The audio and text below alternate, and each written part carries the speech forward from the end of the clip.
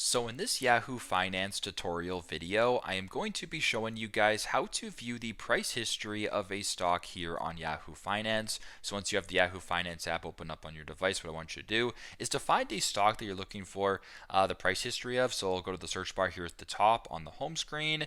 And how about I search up Apple right here? I'll just search up Apple right here.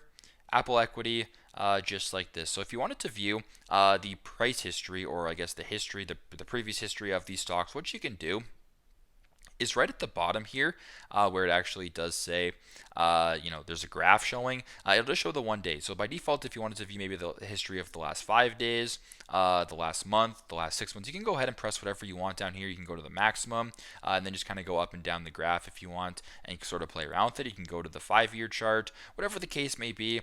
This is the simplest way, the easiest way to view the price history of a stock here on Yahoo Finance. Thanks again for watching, and hope this video helps.